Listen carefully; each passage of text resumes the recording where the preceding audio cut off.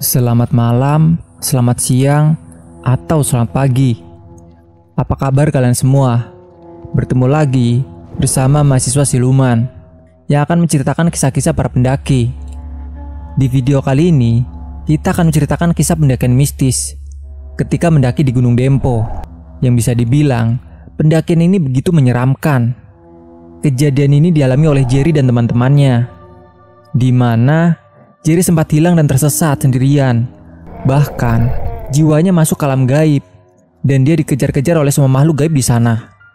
Untung saja ada yang menolong, yaitu jiwa pendaki misterius yang pernah hilang juga di Gunung Dempo, yang tidak mau ada yang bernasib seperti dia.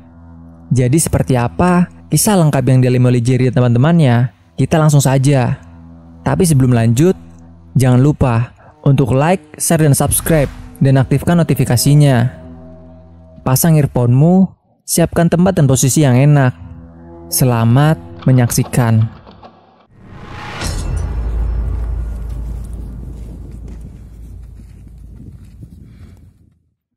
Gunung berselimut kabut, menghias memutih menjadi sebuah keindahan yang menyembunyikan misterinya. Dempo, gunung yang indah di Sumatera Selatan, berdiri dengan gagah menjulang langit.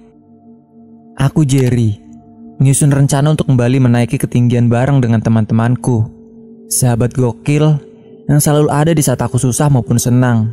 Mereka lah yang mengikuti langkah kaki menyusuri kemegahan Raya Nan Agung. 23 Juni, kami 8 sahabat memulai sebuah petualangan seru yang akan selalu teringat akan keindahan juga kejanggalan beberapa kejadian mistis. Jam 10 pagi, dengan berboncengan, 4 motor kami meluncur dengan semangat jiwa muda yang pantang menyerah menaklukkan ketinggian. Hujan mulai turun di tengah pertengahan perjalanan, membuat kami berdelapan harus singgah di suatu warung. Ngopi di suasana hari hujan yang dingin membuat jadi sangat istimewa. Namun, kusilan sahabatku, Jack, dimulai dengan mengeluarkan pupuik tanduk, yaitu trompet yang terbuat dari tanduk binatang. "Sang sakala oi!" teriaknya usil, memainkan pupuik itu. "Udah, jangan usil lah," ucapku pada Jack. "Gak apa-apa lah, biar seru," teriak Nanda, yang berlari ikut meniupkan trompet itu. Ketika pupuik dibunyikan, alam serasa lain. Suasana yang semula adem, tenang, berubah dengan berhamburannya burung di sekitar. Kami yang tidak memahami hal gaib hanya mengacuhkannya. Di sini mungkin hanya aku yang merasakan suatu keanehan itu. Pupuik tanduk di masa kuno itu untuk pertanda pemanggilan, menyerukan peperangan, bisa juga untuk mengabarkan peristiwa. Dan di kali ini, bunyi itu seperti menandakan kami datang membawa peperangan dengan penghuni Dempo.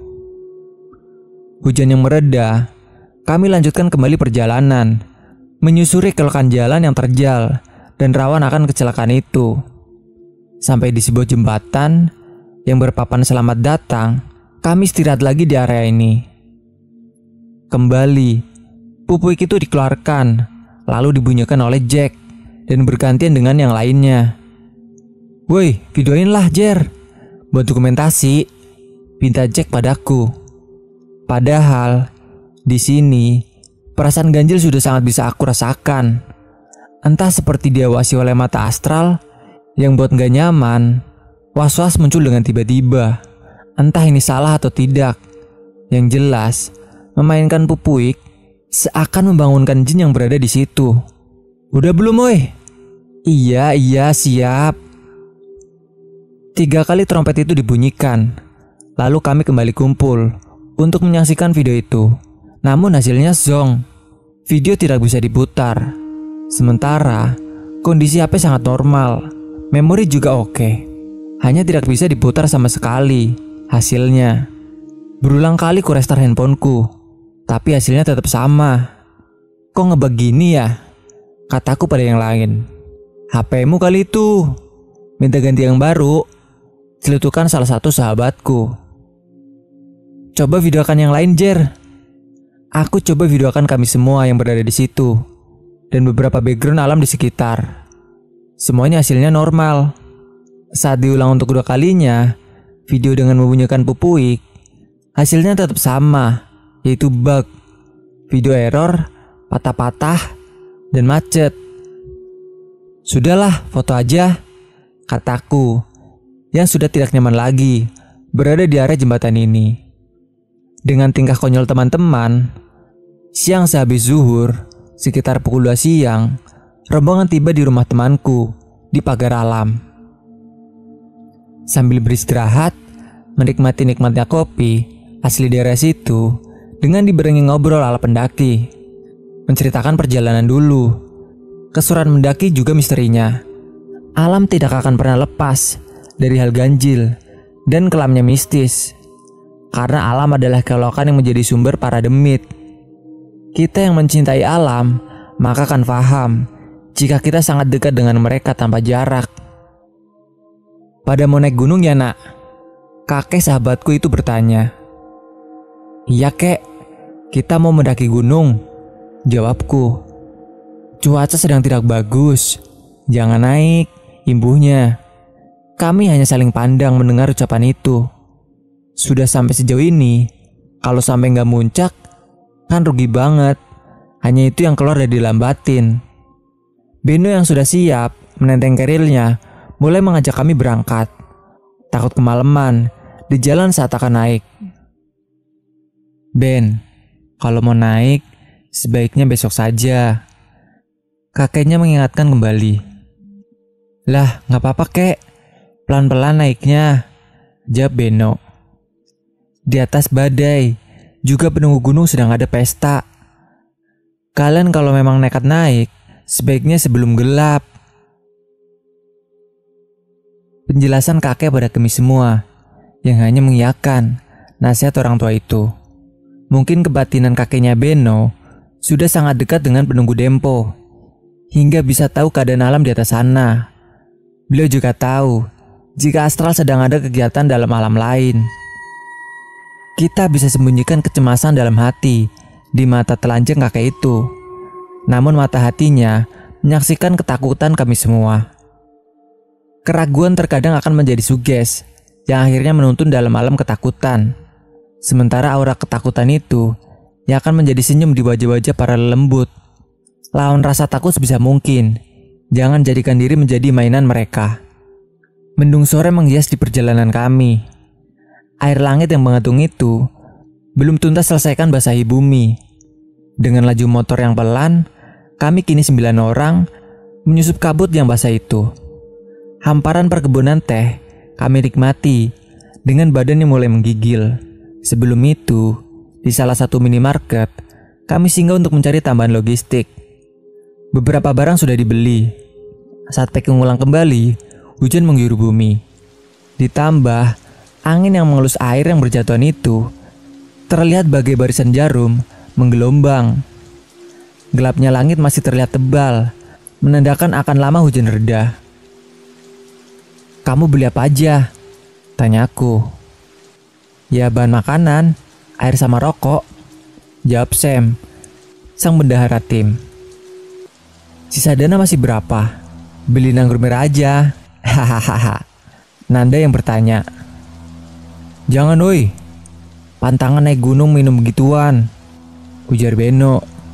Enggak lah, dia bercanda bro, sahut Jack menjelaskan. Akan menjadi salah satu peraturan jika dilarang membawa atau mengkonsumsi minuman beralkohol selama melakukan pendakian di gunung manapun. Karena akan sangat berbahaya jika kehilangan akal sehat selama memasuki belantara. Walau tidak sedikit sih, masih sering ditemui pendaki yang demikian dengan dalih untuk menghangatkan badan. Tidak sebanding dengan risikonya, sangat berbahaya. Meredanya guyuran hujan menunjukkan hari kian sore. Remangan alam mulai mengantarkan gelap dengan mentari yang menghilang perlahan. Bergerak lagi, kami sesampai kampung 4. Kabut yang sangat tebal seakan menandakan halangan untuk kami melakukan pendakian kali ini. Wejangan kakeknya Beno juga menjadi timbangan untuk kami semua. Hanya kami berlima yang sudah di area ngecamp. Sembari menunggu, kami berfoto-foto. Namun di situ terdengar suara anak burung yang berada di bawah kami. Sontak kami berbencar mencari sumber suara itu. Namun sudah sangat lama, tidak ditemukan apa-apa. Udah, jangan dicari lagi. Aku ke yang lainnya. Iya sudah, kita buka tenda saja sambil nunggu yang lain, aja Beno pada kami. Keganjilan mulai terjadi lagi di sore yang gelap ini. Ketika sahabatku bertanya, "Jer, lu manggil gua?" Tanya Ilham.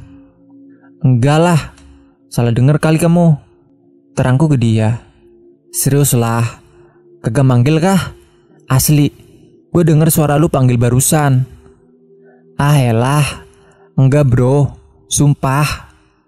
Sampai obrolan kami dipotong oleh Beno yang ngajak ngecamp segera. Lalu kami membuka tenda di sebuah pelataran yang datar di area kebun teh ini, mengharap hujan tidak terlalu dahsyat menerpa kami yang hanya bersembunyi di balik tenda. Setelah satu tenda berdiri, akhirnya rombongan yang lain baru tiba dan langsung nyusul mendirikan satu tenda lagi. Aku dapat bagian tenda dengan Beno, Ilham, juga Tian. Sementara tenda yang satu diisi oleh 5 orang, yaitu Jack, Nanda, Sam, Irfan, dan Fadli. 2 tenda yang berhadapan itu, kami gunakan sela di tengahnya untuk memasak makan malam, menyeduh kopi, sambil mengembuskan kepulan asap rokok adalah cara yang nikmat untuk menunggu makanan siap. Beberapa tenda terlihat menghias, berbaris di bawah kami. Warna-warni, samar terhalang pekatnya kabut. Andai malam ini tidak berkabut dan mendung, alam akan sangat indah dinikmati ketika petang hari. Terkadang, alam juga susah diprediksi, menyembunyikan keindahannya agar menjadi tanya dan mengajak kembali hadir untuk melengkapi perjalanan selanjutnya. Di balik itu semua, juga ada keindahan lain yang tidak begitu sempurna. Sebagaimanapun, alam masih selalu menyuguhkan pesonanya. "Siapa saja nih yang mau temenin aku turun ambil air?" Tanyaku kepada yang lain. "Ayo, biar aku temenin." "Siapa lagi yang mau ikut?" Beno yang kini bertanya. "Kami cari kayu bakar ya, jadi gak ikutan ambil air," kata Ilham yang mengajak Tian. Sementara yang lain masih sibuk bereskan tenda, juga peralatan lain. Hanya aku dengan Beno yang turun mengambil air. Sesampainya di mata air, kami mengambil wudhu, hingga terdengar suara berisik para rombongan. Ada juga yang melempar batu ke dekat kami. Ada juga yang melempar batu ke dekat kami. "Woi bang, jangan lempar gitu dong," teriakku. Namun sama sekali tidak ada jawaban dari atas sungai. Lalu setelah botol air terisi, kami naik juga sambil memastikan siapa yang jahil tadi. Tapi suasana sepi, tidak ada rombongan yang terlihat. Sampai kami tiba di tenda, tidak menjumpai rombongan yang baru saja naik. Kopi panas dan makan sudah menyambutku dan Beno. Kami pun menikmati karunia Tuhan yang tidak akan terbantahkan lagi. Sampai, "Aku turun bentar ya, ada perlu sama temanku di desa bawah," kata Nanda. Lalu dia pergi dengan motornya turun, menghilang di balik kabut. Entah jajan apa dia dengan temannya, kami pun tidak tahu. Karena rokok juga sudah habis, aku pun turun dengan ditemani Beno untuk mencari warung di bawah. Hari makin gelap. Dengan kondisi motorku yang normal pencahayaan saja terlihat sangat redup, menyiksakan jarak pandang yang sangat minim karena tebalnya kabut malam ini. Terkadang satu kesalahan akan berujung hal yang sangat fatal.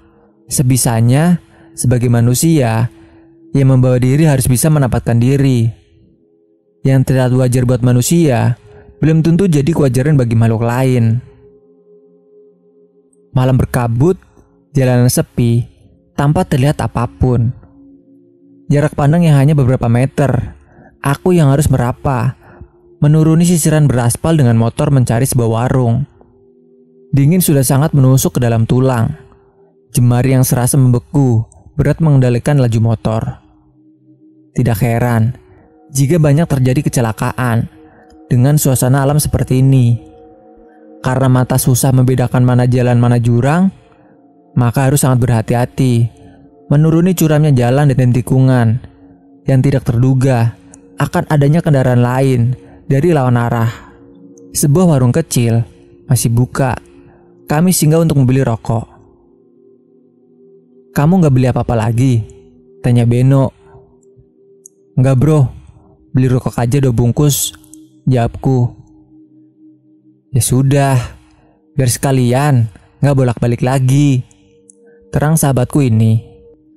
"Enggak lah, ini aja. Memang kamu gak cari apa-apa buat besok naik ke puncak?" Kini aku yang bertanya. "Udah enggak sih, semua masih ada kelengkapanku." Sejenak kami beristirahat, mengembalikan kondisi suhu tubuh sebelum kembali naik ke atas. Duduk di depan warung dan menghisap sebatang rokok untuk mengusir dingin. Perjalanan naik yang kami lakukan berasa sangat lama. Sampai berjam-jam tidak juga sampai Karangecamp. Bahkan teringat jika sudah melewati satu area berulang kali. Sampai kami menemukan satu rombongan pendaki yang tengah berjalan naik. "Bang, mau ke Kampung 4 ya?" tanyaku menyapa. "Iya, kenapa?" Salah satu orang menjawab dengan nada yang terlihat emosi. Tiba-tiba, Beno tancapkan gas, lajukan motor meninggalkan rombongan tadi. Kenapa sih?" tanyaku. "Kamu gak perhatikan tadi? Wajah mereka semua kayak mayat. Pucat banget bro," jawab Beno. "Hah? Aku gak segitu perhatikan bro." "Sudah, bismillah aja." Setelah kami baca bismillah dan berdoa, gak sampai 5 menit, kami sudah tiba di pelataran tenda. Memang terlihat sangat menakutkan wajah-wajah tadi. Setelah kembali aku ingat. Di sini akan ada yang saya skip sedikit dari kisah aslinya untuk menjaga beberapa privasi pendaki dan menjaga nama baik dari alam Dempo itu sendiri. Singkat cerita, ketika fajar menyingsing, mentari terlihat bersinar cerah, menggantikan malam yang diguyur derasnya hujan berkepanjangan.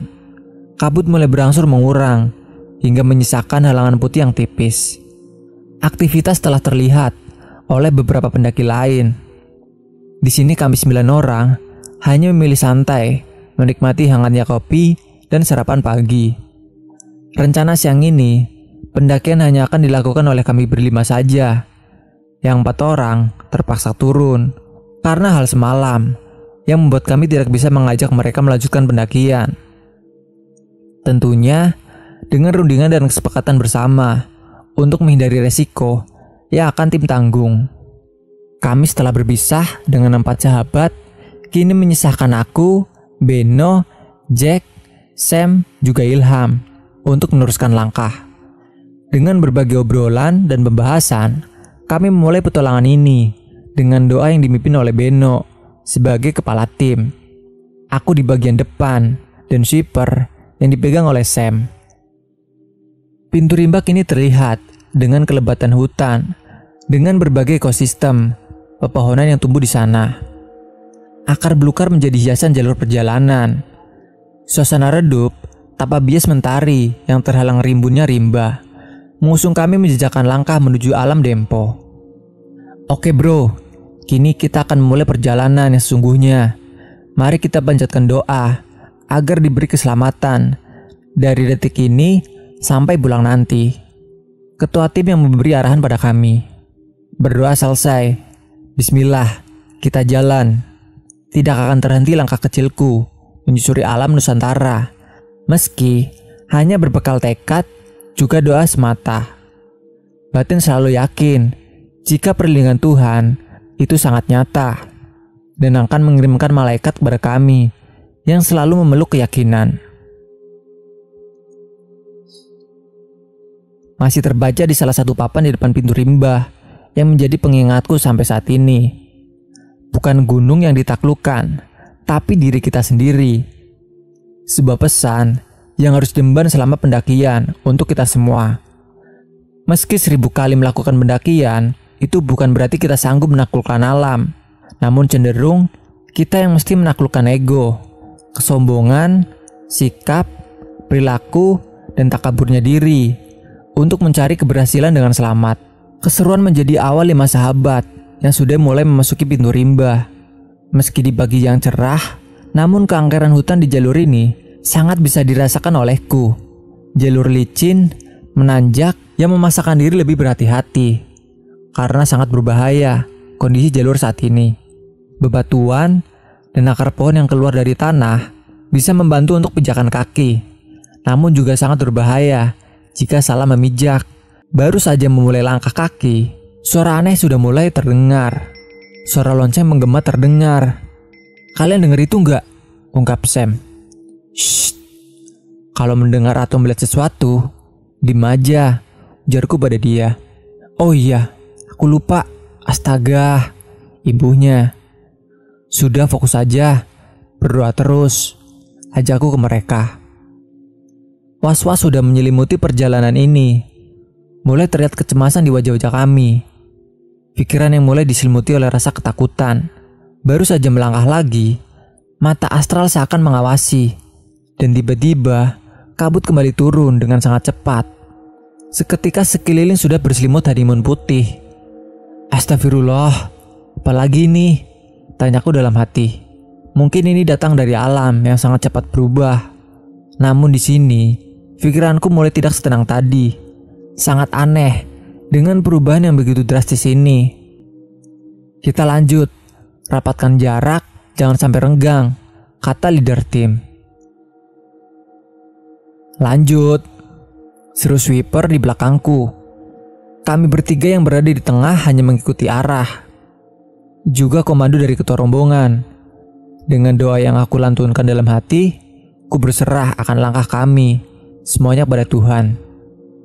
Perjalanan berjam-jam kita lalui dengan pengawasan gaib. Sampai masuki shelter 1, di sini kami beristirahat, membicarakan keanehan yang terjadi. Namun di sini kembali kuingatkan ke yang lain untuk tetap fokus dan berpikir positif aja. Bukan tidak mempercayai adanya mereka yang berdiri di balik kabut, namun menekankan ketakutan dengan cara mengangkat keberanian agar menjadi perisai pelindung diri. Hanya di situ terlihat wajah-wajah cemas, telah lelah juga, ditambah takut menghadapi misteri. "Jadi, kita mau lanjut apa turun nih?" tanyaku. "Udah, lanjut aja. Bismillah, gak apa-apa. Banyak berdoa dan saling jaga," ujar Beno, menenangkan kami. "Oke, baiklah," jawabku, sambil melihat ke semua wajah teman-temanku satu persatu. Dalam keadaan seperti ini, persediaan air pun habis, mengharuskan mengambil air di mata air.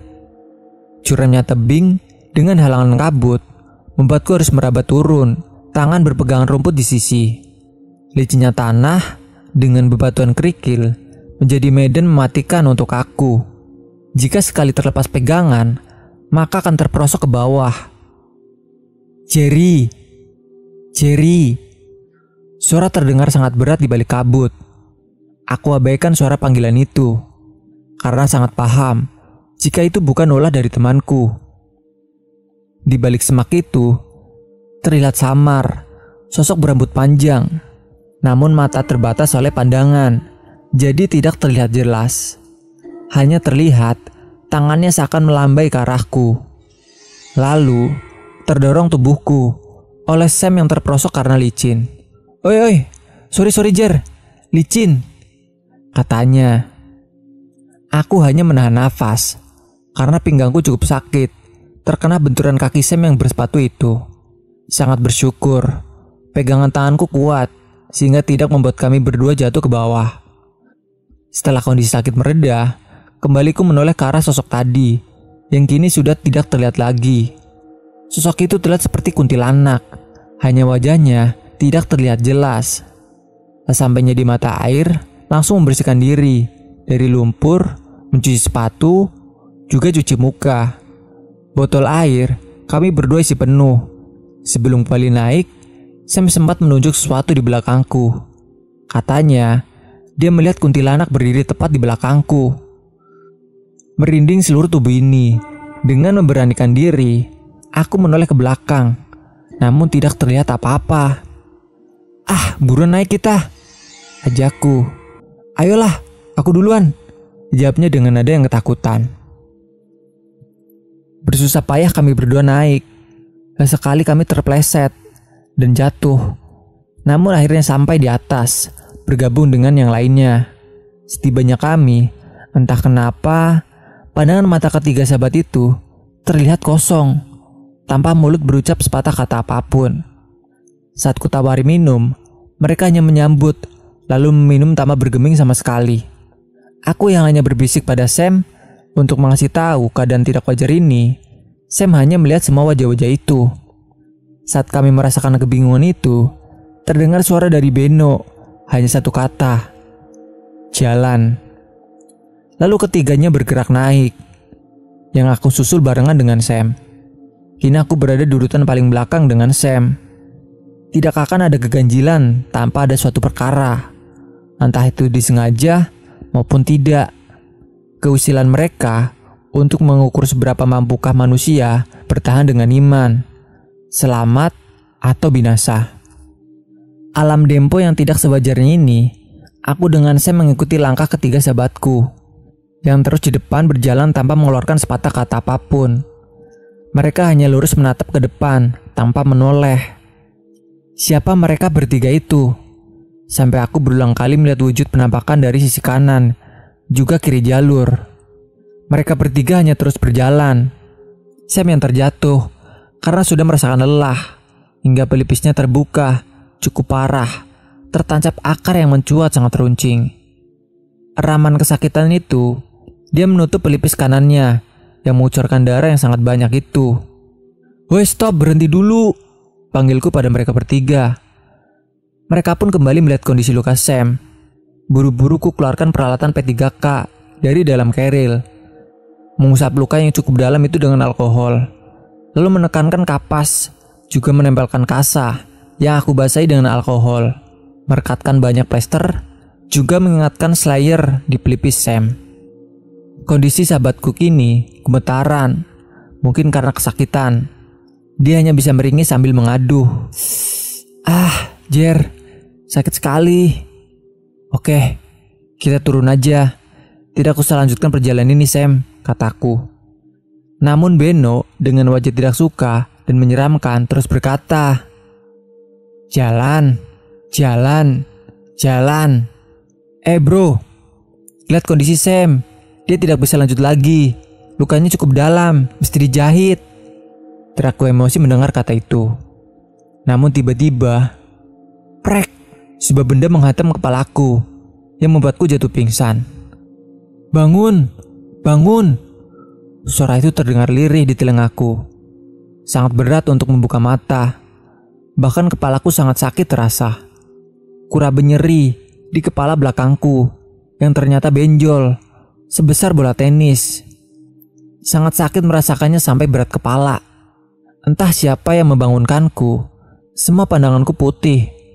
Alam yang masih berkabut tebal tanpa ada jarak pandang sama sekali. Sampai melihat tanganku sendiri saja samar terlihat. Ya Allah, berikan aku kekuatan melewati ini. Keyakinanku tidak terpudarkan bahwa hanya imanlah yang bisa menuntunku kembali menuju keselamatan.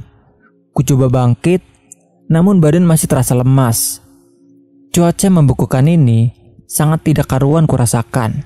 Dingin yang sangat amat menggigil sekujur tubuhku ini. Aku hanya takut kena hipo dengan kondisi seperti ini. Tidak, aku mesti bangun. Aku harus bisa. Jadi jangan kalah oleh keadaan ini. Aku menguatkan diri, lalu berlahan bangunkan tubuhku hingga bisa terduduk. Kerelku yang berada di sebelah, ku mencoba meraihnya dengan gemetar kedinginan. Aku harus mengganti pakaian basahku dengan yang kering agar tidak terserang oleh demam mematikan itu. Dengan usaha yang cukup lama, aku ganti semua pakaian, juga kaos kakiku. Merasakan lumayan ada perubahan suhu dalam diriku. Lalu meminum air untuk mencari energi. baru aku tersadar jika aku hanya sendirian di area ini. Di mana mereka? Di mana Sam? Azan. Sepintas ku terdengar suara itu. Dengan samar dan lirih, hingga aku fokus untuk mendengarkan lagi. Azan, sebuah suara menyuruhku untuk kumandangkan azan. Lalu aku azan dengan suara sekeras-kerasnya, semampuku, dengan menutupkan mata, berpusat penuh menuju Tuhan. Sampai saat ku membuka mata, kabut yang setebal tadi berangsur membuka dengan tertiup angin yang berlahan berembus. Bukan hanya hilangnya kabut yang bikin aku takjub, namun kini aku tengah berdiri di atas puncak dengan menyaksikan kawah Merapi Gunung Dempo. Merasa sangat bingung dengan keadaan ini, namun aku harus mencari teman-temanku yang entah di mana mereka berada. Kupandang sekeliling juga ke bawah kawah, namun tidak ada menjumpai satu orang pun. Mencari mereka sekeliling area dengan menyebutkan nama Sam, Beno, Ilham juga Jack secara bergantian. Namun tidak ada balasan teriakan sampai hari telah masuk gelap. "Di mana kalian teman-teman?" Batinku memanggil mereka. Aku putuskan untuk turun ke pelataran mengharap ada pertolongan dari pendaki yang ngecamp di area sana. Bersyukur jika bisa menemukan Sam dan yang lainnya. Namun di kesendirianku menuruni tebing, gangguan astral mulai datang lagi. Bebatuan yang aku pijak itu seketika seakan bergetar. Suara gemuruh yang datang dari belakangku seperti suara banjir bandang. Namun tidak terlihat apapun, hanya suara dahsyat terdengar. Kuambil headlampku, sorotkan cahaya ke arah atas tebing. Mataku menyaksikan tanah yang mulai membelah. Lalu bermunculan kepala yang sangat banyak dengan berbagai bentuk menyeramkan, menggelinding turun ke arahku. Sontak aku langsung lari turun sekencang-kencangnya, menghindari setan yang mengejar itu. Pepohonan yang berubah menjadi sosok tengkorak, pocong, juga kuntilanak, seakan ingin meraih tubuhku. Aku hanya terus berlari dan berteriak meminta tolong, sampai aku tersungkur dan terjatuh. Namun anehnya, tidak terjungkal berguling ke bawah. Saat kulihat, sangat banyak tangan putih pucat yang muncul dari tanah dengan memegangi kakiku, dan mulai muncul tangan-tangan lain di semua tubuh, sampai kepalaku. Semua tangan itu menarikku ke dalam tanah. "Hei, raih tanganku!" Suara yang ada di depanku mengulurkan tangannya.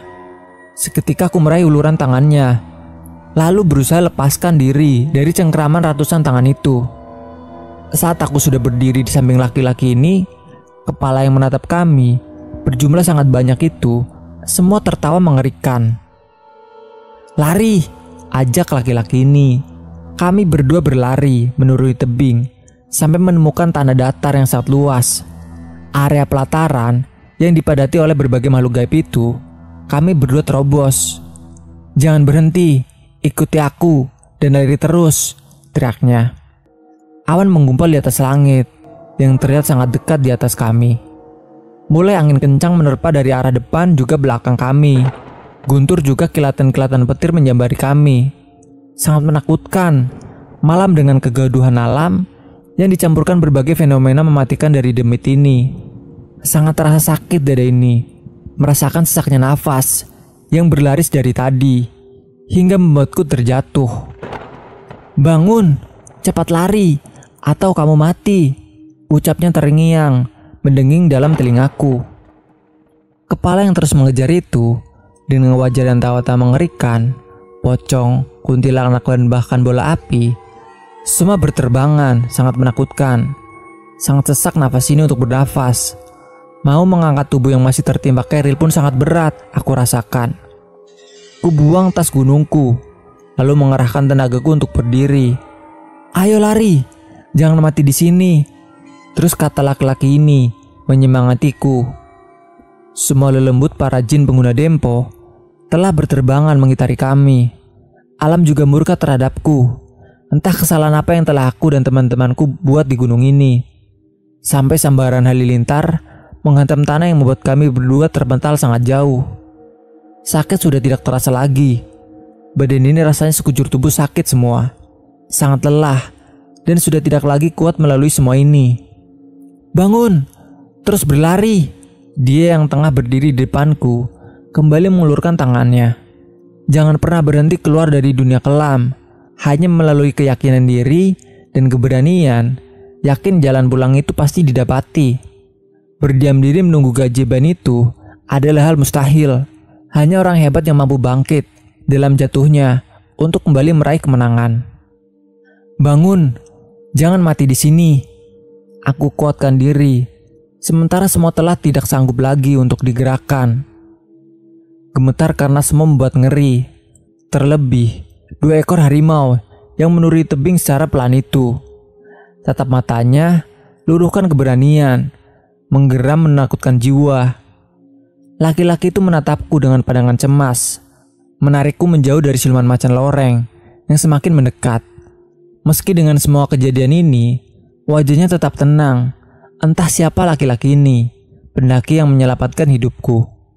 Menggelegar terdengar auman kedua harimau itu, menjibakan mendung di atas kepalaku. Semua makhluk kepala menyeramkan itu, pocong, kuntilanak, dan banaspati, juga makhluk jangkrong tengkorak itu, semuanya sirna bagai debu yang tertiup angin.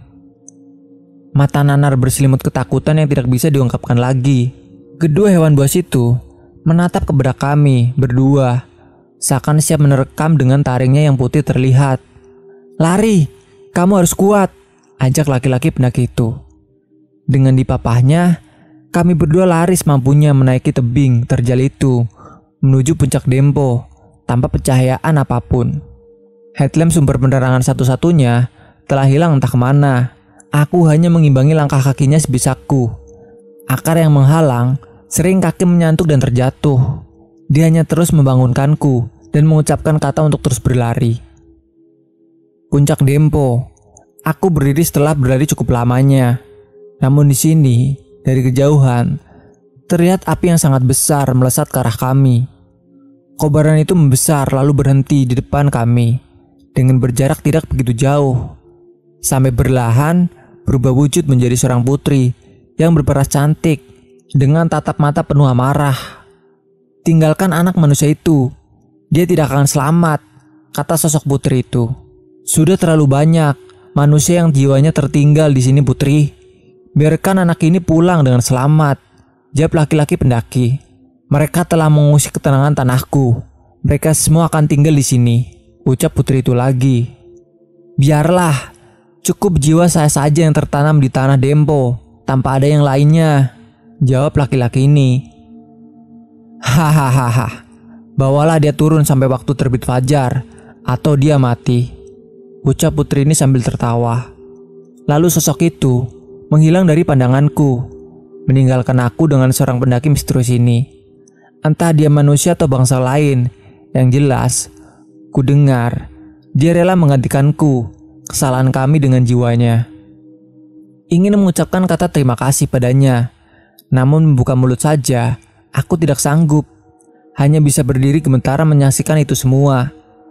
Entah kesalahan apa yang telah kami berbuat, sampai Putri Dempo sangat begitu murka, hingga sosok itu meminta nyawa kami untuk menebus suatu kesalahan yang sama sekali tidak aku tahu.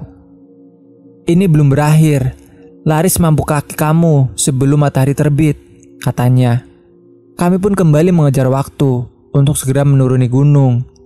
Kini langit terlihat begitu cerah, dengan purnama yang besar menjadi penerangan perjalanan ini.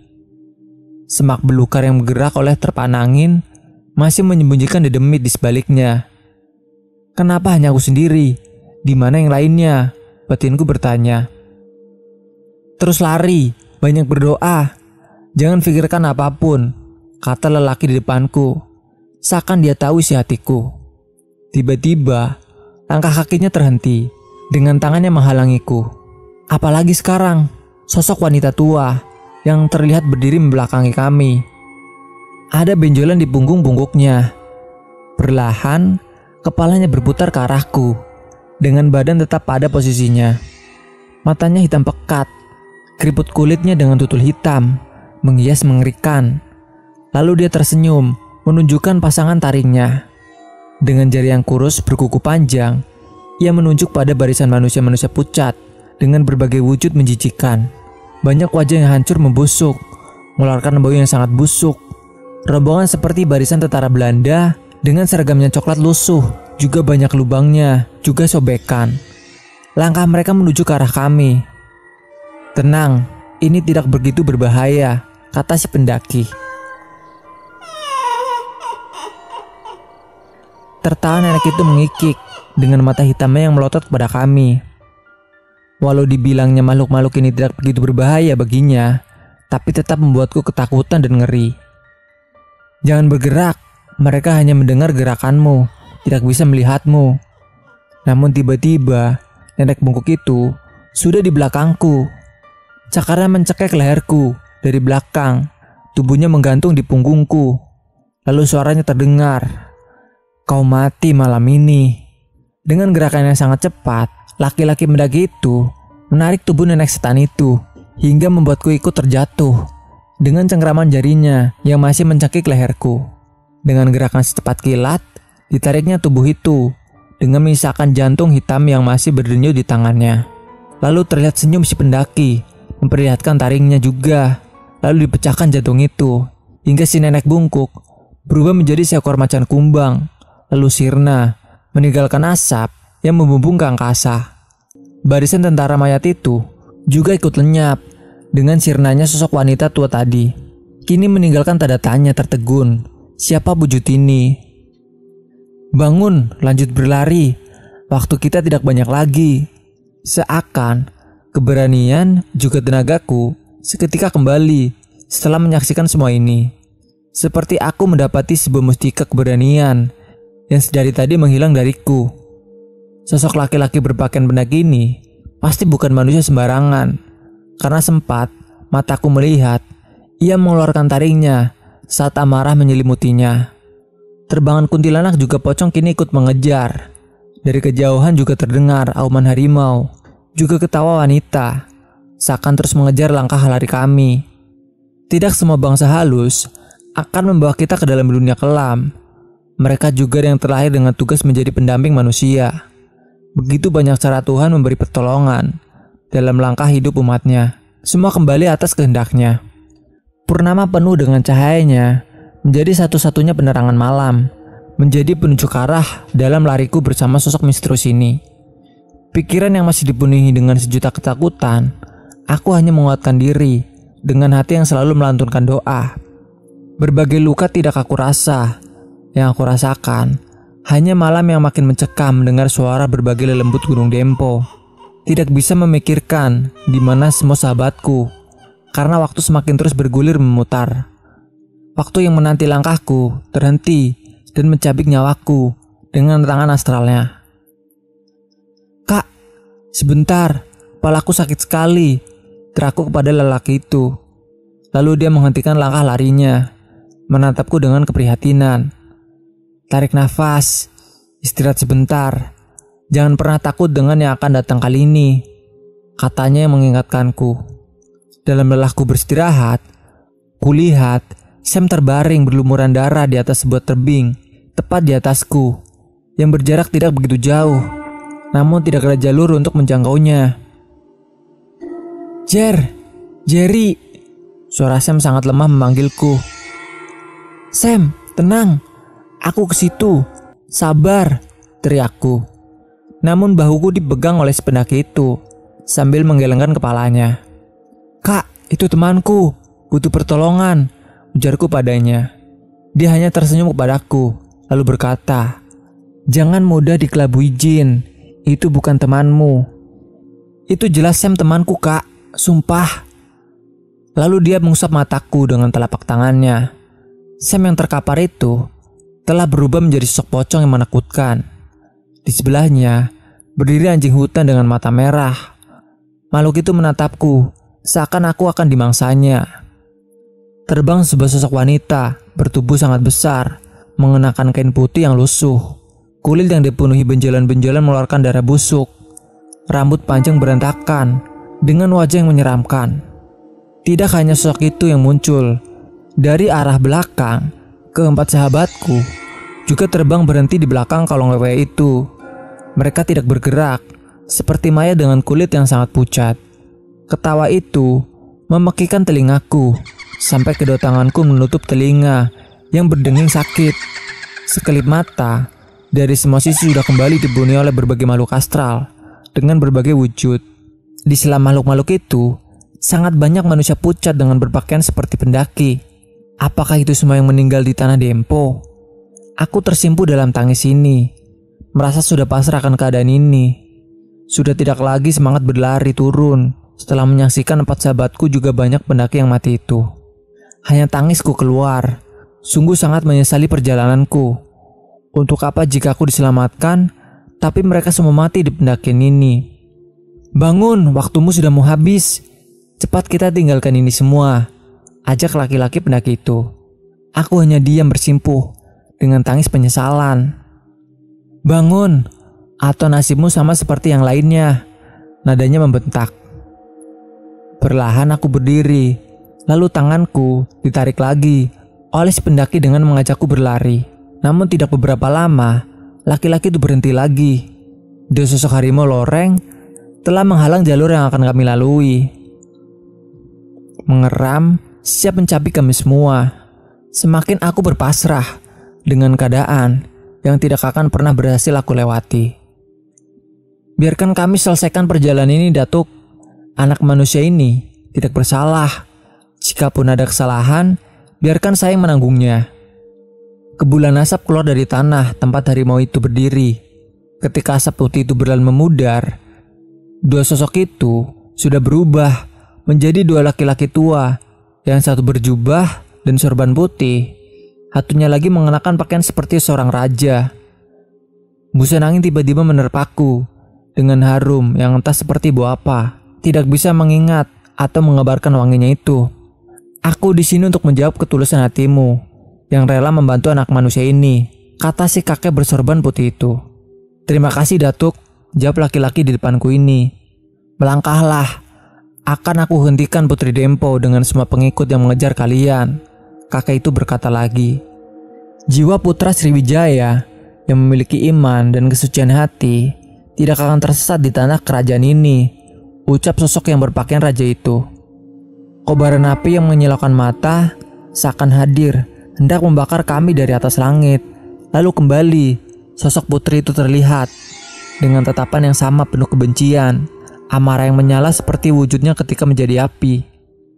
Tertawanya terdengar penuh gelak amarah. Mendengarnya saja, lemas persendian terasa. Kembali gemetar seluruh badanku, merasakan kembali ketakutan yang tidak pernah aku rasakan seumur hidup. Pergilah, bawa anak itu turun, suruh kakek tua itu. Lalu aku mengikuti kembali laris pendaki menuruni gunung. Jauh terdengar auman harimau. Hanya aku tahu, selain sosok pendaki ini, aku juga ditolong oleh dua manusia harimau yang dihadirkan Putri Dempo bersama pengikut gaibnya. Langit sudah terlihat mulai terpancar warna jingga, menandakan fajar telah tiba. Di sini aku masih mengikuti langkah larinya sampai dia berhenti sambil menunjukkan hamparan kebun teh yang sangat luas. Di kejauhan, pemukiman penduduk sudah terlihat. Beberapa tenda menghias di area perkebunan. Apa aku berhasil? Apa aku sudah selamat? Kamu telah berhasil. Jalani kehidupanmu kembali. Jadikan ini suatu pelajaran hidup. Jika memijakan kaki di tempat para jin, berperilakulah yang sopan. Bawa kedatangan dengan tata krama. Kesombongan dan kesalahan teman-temanmu cukup sebagai pelajaran buatmu. Terima kasih, Kak. Namun bagaimana dengan teman-temanku? Apa mereka bisa diselamatkan? Tanyaku dengan kesedihan dan rasa penyesalan. Teman-temanmu tidak ada yang naik Dempo, hanya kamu sendirian, jawabnya. Hah? Kan aku barengan mereka. Siapa kakak sebenarnya? Dengan senyum memperlihatkan taringnya, aku juga melihat jika matanya berwarna kuning menyala. Aku Pandu, yang dulunya sama sepertimu.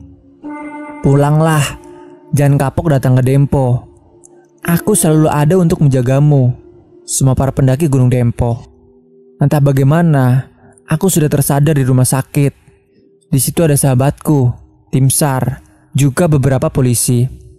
Pendakian kami berlima yang gagal karena aku dinyatakan hilang saat mengambil air di shelter 1. Cuaca yang saat itu sangat tidak bersahabat dengan kabut yang sangat tebal. Pencarian yang dilakukan keempat sahabatku pun sia-sia. Akhirnya mereka berempat memutuskan turun untuk meminta bantuan dari petugas setempat. Aku ditemukan pingsan 1 hari setelahnya di area mata air shelter 1, lereng Dempo. Namun yang lebih parah dari aku, keempat sahabatku yang turun terlebih dahulu dari hari ngecamp pertama, mereka naas. Terjadi kecelakaan yang cukup parah. Masih kita sering jumpai banyak pendaki di zaman saat ini yang melakukan hal yang melanggar peraturan. Gunung memiliki banyak pantangan, juga peraturan masing-masing. Kita yang hanya bertamu, berperilakulah menjadi tamu yang baik dan sopan. Terkadang, dampaknya kita yang menerima, meski bukan kita pelakunya. Setiap perbuatan pasti menuai hasil, tergantung dari kita menanamkan perbuatan, baik atau buruk. Baik dan buruk memiliki buahnya masing-masing. Demikian kisah perjalanan misteri dari Bang Jerry dan teman-temannya. Saya mengucapkan terima kasih. Sampai jumpa di kisah misteri selanjutnya. Sekian, wassalam. Jika kalian punya cerita seram atau mistis yang ingin kalian bagi, kalian bisa kirim cerita kalian melalui DM Instagram atau kirim melalui email yang tertera di bawah. Semoga video ini menghibur dan bermanfaat. Sampai jumpa di video kami selanjutnya. Salam lestari, mahasiswa siluman.